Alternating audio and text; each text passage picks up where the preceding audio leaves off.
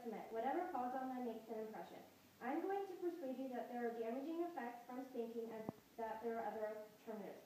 For those of you who accept spanking and see it as beneficial, I hope to show you the effects of spanking and other positive discipline strategies. And for those of you who agree with me, I hope to give you more information to use when persuading others. I was spanked as a child. I am an early childhood education major, and I have taken classes in child development and guidance. To help me gain more knowledge, I have researched websites, read articles, and read textbooks. Today we are going to talk about the physiological and emotional effects of spanking, discipline alternatives, and how using those alternatives will decrease the lifelong effects of spanking. The first point is physiological and emotional effects of spanking.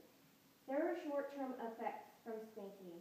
When a child is spanked, his or her limbic system, which is the emotional center of the brain and the part of the mind that mediates learning and understanding, goes into alarm mode. So the child's brain clearly perceives spanking as an occasion of danger. Spanking may reduce the brain's gray matter, which is right here,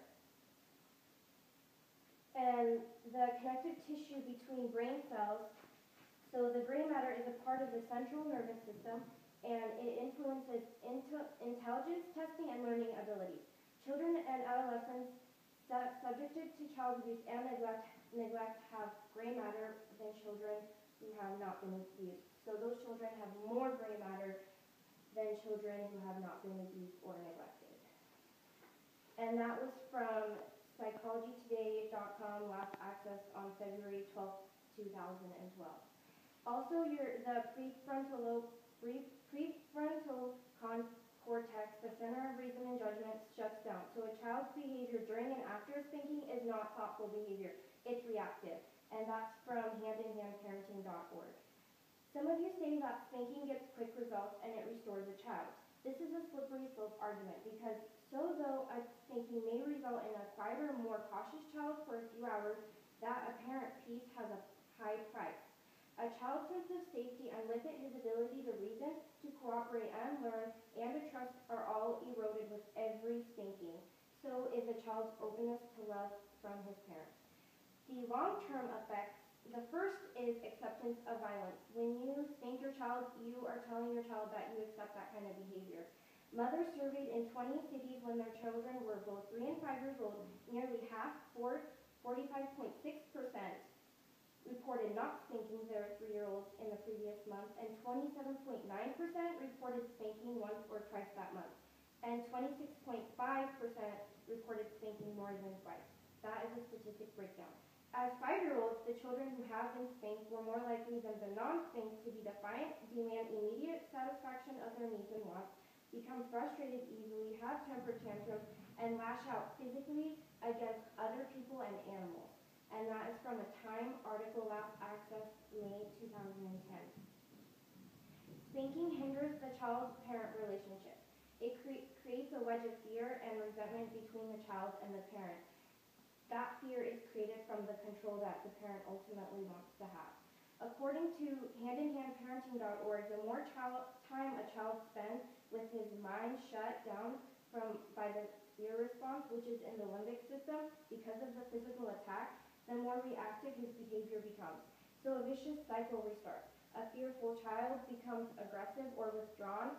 The parent spanks in response, and then the child becomes even more frightened and loses control of his or her own behavior more often. We have looked at the physiological and emotional effects of spanking. Now let's talk about other discipline alternatives. Some discipline alternatives that I use when children misbehave is, at first I look at their needs and wants. Are their needs and wants met? And then from then, I make sure to establish rules and consequences when they misbehave. And offering choices, explaining and reasoning with children is important, and praising good behavior and being good role models for children. One way to not be a good role model is by spanking, because it shows children that violence is okay. This chart I got from this textbook I took a guidance class. So this chart comes from that textbook, and it shows you other ways that you can be the authoritative parent. We have looked at some discipline alternatives. Now we will look at how lifelong effects of spanking decrease. Child abuse prevention. Spanking desensitizes children, causing the parent to hit harder. So every time you spank a child, your child is less sensitive to spanking. And this is a brain. On the right, it shows you just a regular brain, and then on the left is an abused brain. So you can see that.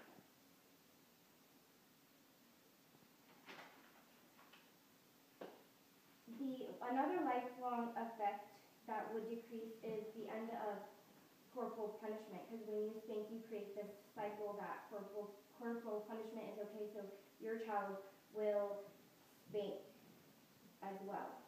And we will have a less abusive society. Children in more than 20 countries are growing up without being hit in homes, in daycare or in schools. Norway, Sweden, Denmark, Australia, Finland, and other countries that have banned corporal punishment of children have low rates of interpersonal violence compared to the U.S. And that is from StopHitting.com.